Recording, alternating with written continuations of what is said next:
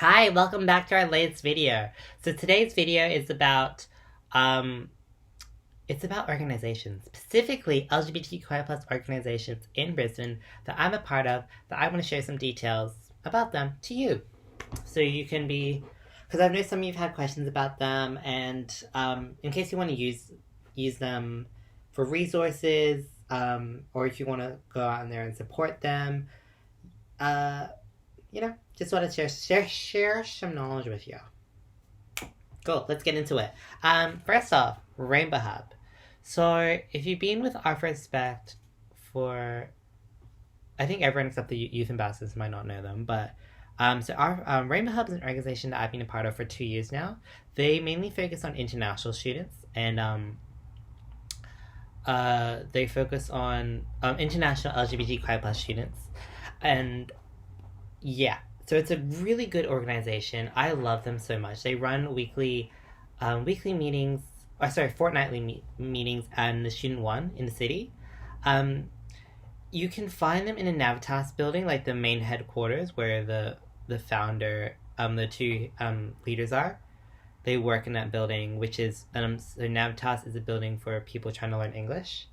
Um, and yeah, so Navitas is like only a 5 minute walk away from Central Station in the city as well. So it's really easy to find.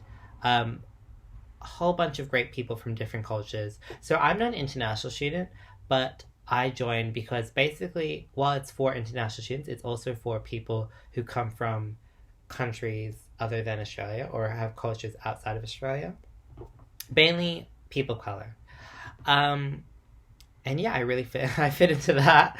And I joined the organization just out of like pure. Sorry, my voice cracked there. Out of like, well, what's going on? I want to hear more about this. And I fell in love with everyone there. So yeah, mainly for LGBTQI plus students who are international, when they come to Australia, it can be hard to because they might for their whole life they may have been suppressing who they are as a person, and so now that they're away from their family or community, they're able to like learn more about themselves so they can be themselves.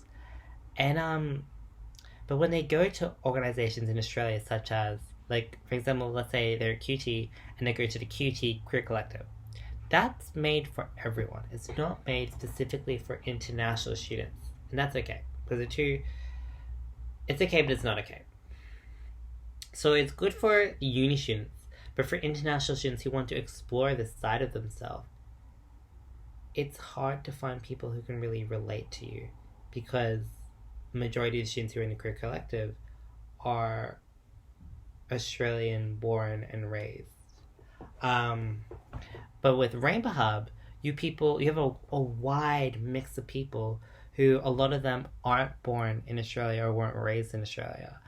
And even the ones who are, like myself, we have the rest of our families are weren't born in Australia and are very ethnically like diverse.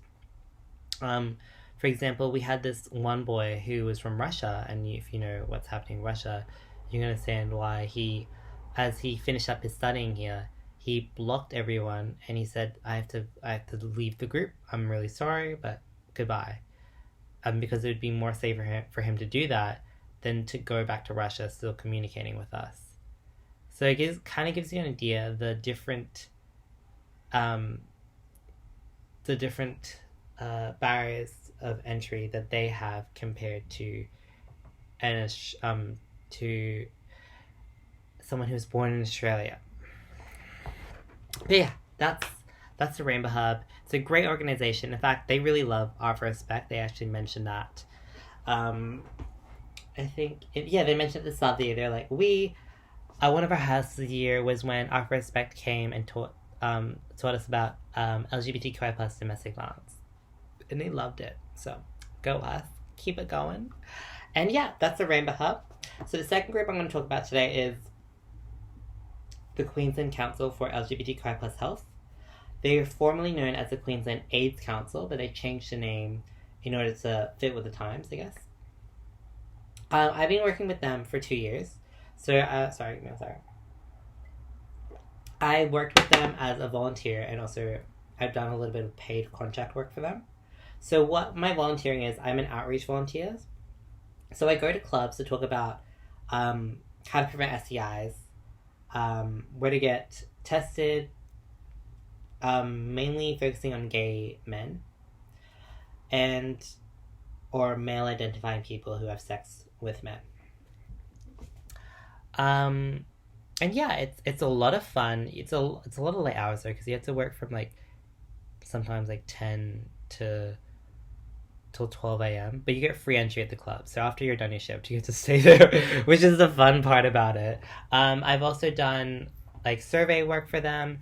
That's not only the things that they do. So they also do elderly support, condom packaging. They focus specifically on Aboriginal and Torres Strait Islander LGBTQI plus people. I think they have other programs as well, which I'm not a part of. I'm only a part of the STI division, I guess you could say. And I was also in one of their little campaigns, which is a statewide campaign as well. So this was my first, I guess you could say, modeling gig. And this was like back when I was still 18, and I say that was like a decade ago, but it really wasn't. But yeah, it's been a lot of fun working with them. I love working with the company, and also working with Rainbow Hub. I was gonna fit in a little mention about another organization I'm with, but I feel like I don't have enough time. Maybe I'll just leave it like this. 7 minutes long. Awesome. If you have any questions about any of the organizations, let me know. And I'll put some links above about them. If I forget, just let me know. Thank you. Awesome. Have a good day. Bye.